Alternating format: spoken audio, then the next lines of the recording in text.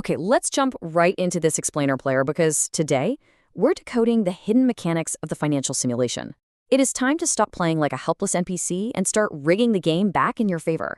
If you've ever felt like your money is just, evaporating into thin air, trust me, you're not crazy. You just haven't read the manual yet. So, here is your level map for mastering the engine. We're going to cover the base game mechanics, the mandatory server fees, the trust algorithm, surviving server resets, and finally, unlocking the cheat codes. Let's power up.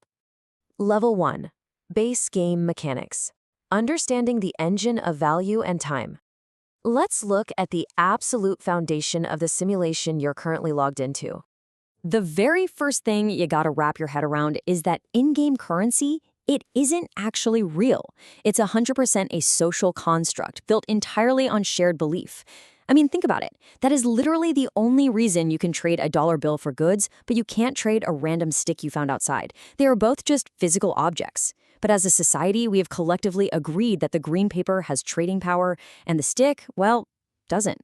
And this right here is exactly how top-tier players accumulate massive currency. They aren't just trading their hours for money. No, they manufacture incredible perceived value that millions of other users are desperately willing to pay for. Look at Steve Jobs with the iPhone, or, why Gucci can charge 100 times more than Target for what is essentially just a bag to hold your stuff. They created high perceived value, and players happily handed over their cash. Level 2. Mandatory server fees. The hidden mechanics draining your resources. It's time to uncover what's quietly eating away at your total. As you level up and start earning more, you might catch yourself asking, why do invisible forces keep taking a cut of my hard-earned loot? You check your bank account and think, wait a minute, I definitely earned way more than this. Let's break down the math. Notice how the system automatically slices up your earnings before you even see them. Let's say you're flipping burgers at McDonald's and you earn $2,000.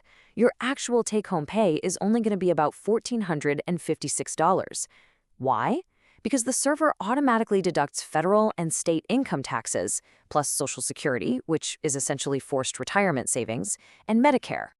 Now, I know it can totally feel like theft, right? But these deductions are simply the rules of the engine.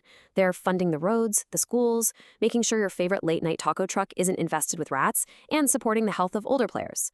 Generally speaking, it leads to a higher overall quality of life in the game world. But beyond taxes, you are constantly battling inflation. This is the slow erosion of your currency's value, which at a normal, predictable rate runs at about 2% per year. It doesn't happen overnight with big, dramatic fireworks. It's more of a slow leak. Your $5 bill still technically says $5 on it, but it buys less gas and fewer instant noodles than it did a few years ago. So inflation spikes when too many players have cash and they all want the exact same loot. Let's say 2,000 people want a $500 TV, but there are only 1,000 TVs available. The system responds by forcing the business to raise the price to $800. And to fight this, central banks have to step in and raise borrowing costs just to cool off everyone's spending. Level 3. The trust algorithm. Middlemen and your player reputation. This is where we meet the factions controlling the money supply and the invisible code that's judging your every move. First up, banks. Banks are not dragons sitting on a giant pile of your gold. They use a system called fractional reserve banking. This means they act as middlemen, letting your money out to another player who's buying a jet ski, and then they pay you a tiny bit of interest as a reward for leaving your cash with them.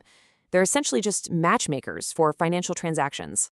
You might be wondering, what if everyone wants their money back, all at the exact same time? Well, even though the bank loans your money out, the government actually protects you from game-over crashes like we saw in 2008. They insure your deposits up to $250,000. So rest easy, your base loot is safe. Now, here is where it gets crucial. To borrow money for a house or a car, you absolutely must satisfy the credit score. This is a shadowy algorithm ranging from 300 to 850 that tracks things like your payment history and your credit utilization to measure your overall trustworthiness. Lenders simply want to know one thing. If they give you money, are you actually going to pay them back? Think of your score exactly like a virtual pet.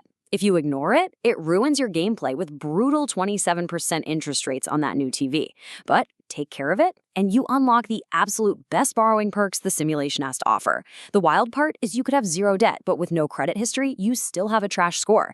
It's all about looking good to the lenders. Level 4. Surviving server resets. navigating the inevitable economic drop. Get ready because you need to prepare for the scariest event in the simulation, the recession. This cycle is practically built into the code. It's the inevitable boom and bust. You have the boom years, parties, dancing, drinks, but eventually reality hits at the peak. Then comes the bust where a minimum 6 months decline turns the whole economic party into sad lo-fi beats. Jobs vanish. This forces governments to drop interest rates and literally hit the reset button. The bust clears the board, but don't panic because eventually spending returns and growth resumes. And finally, level 5, unlocking the cheat codes, exploiting the engine to duplicate wealth. Because once you understand the traps, you can use the simulation's own math to win. Interest is the silent engine of this game. Simple interest, that's just a flat fee. Thanks for playing. But compound interest, that acts as a literal cloning cheat code. It can either turn a $12 burrito debt into a massive financial fire, or it can exponentially multiply your investments. With compound interest, your money duplicates itself, and then those clones duplicate themselves. It's wild. So instead of trading your limited time directly for money, which completely caps your earning power, by the way, you rig the game. You trade money for in-game assets like stocks, bonds, funds, and real estate. You are forcing your cash to work for you while you are literally sleeping. The wealthy didn't beat the system. They just use the system. And here is your final truth for mastering the game. The ultimate multiplier isn't luck, and it isn't even a massive income. It is time, consistently applied to investments. Wealth isn't built in days, it's built in decades.